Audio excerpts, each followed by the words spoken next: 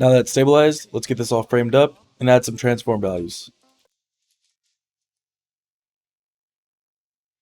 So right around here, clip starts to lose frame, so I'm going to keyframe anchor point. I'm going to recenter this.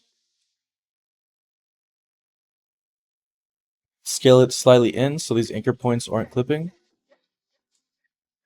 Right here. We'll drag this to the beginning. Now let's rotate and scale in more. So let's save this. Let's go back to our main composition. Snap this to the last keyframe. And before we even do anything, let's go here, copy our time warp, and paste it over here. So you can see the markers I added don't line up perfectly, but that's just because of the song. This song has a few different beats to match to. So let's see what it looks like by just copying and pasting. Let's trim this real quick, and let's see what it looks like. We're going to make sure these two don't overlap. If you overlap them, it'll delete the keyframe. Instead of risking it, you can always just move this in first, and then move this keyframe. The more these are in the middle, it means that your speed ramp is going to last longer. So if I move these out here, you'll see that the speed ramp goes all the way throughout.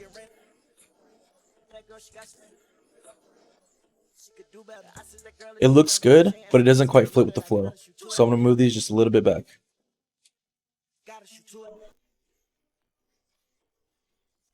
Without even adjusting these values and just moving only the keyframes, I'm already satisfied with how this looks, and we're going to move on to the next clip now. The only keyframe we're going to adjust is this last keyframe right here. I do want it to exit a little bit faster for the next clip. Before I move on to the next clip, this clip goes from up to down and then goes out right. It's a pretty aggressive the way it exits, so I do want another clip that enters just as aggressive. One more thing to add, since we are editing for a car event, I don't want to show too much of the rolling footage, but I do show the car show. So I'm going to go straight into the event now. So my next clip, we're actually going to do a reverse on it. This clip enters from down to left. So if we reverse it, it'll go from right, it'll switch over to left to down.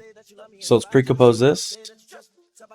Let's trim it up, shorten this composition, and to reverse it, you want to go to time reverse layer. If we didn't pre-compose this clip and then added time warp would get an error and it wouldn't work.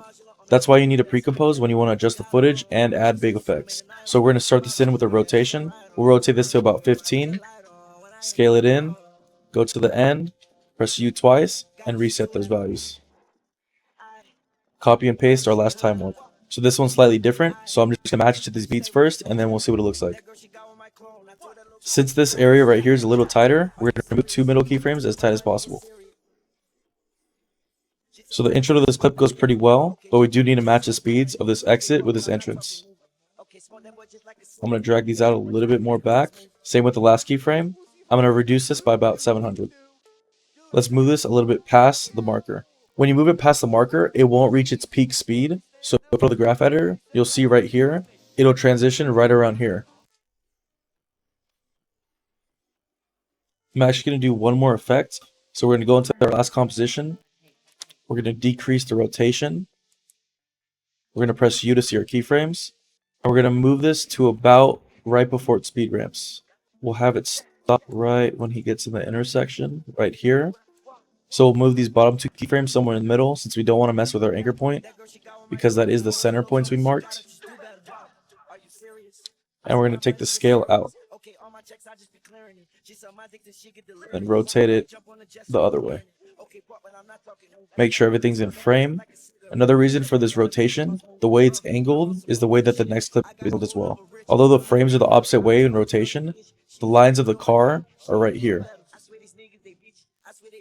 So when you go to this clip, you can see it's right here as well. Let's see what that looks like.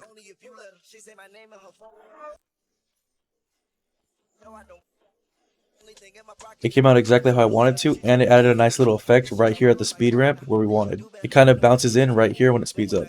I don't like the way that this is so fast and coming out, so I could either slow this down or do a little reverse. Let's see what the reverse looks like. This is a speed keyframe, this is a speed keyframe, and this one too. Let's make this to around negative 1500.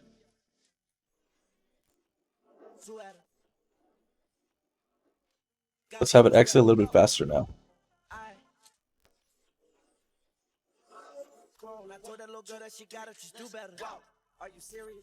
I swear my money is serious. Okay, all my checks, I just be clearing it. She said my dick that she get delirious. Okay, jump on the jet so I'm clearing it. Okay, pop, but I'm not talking new.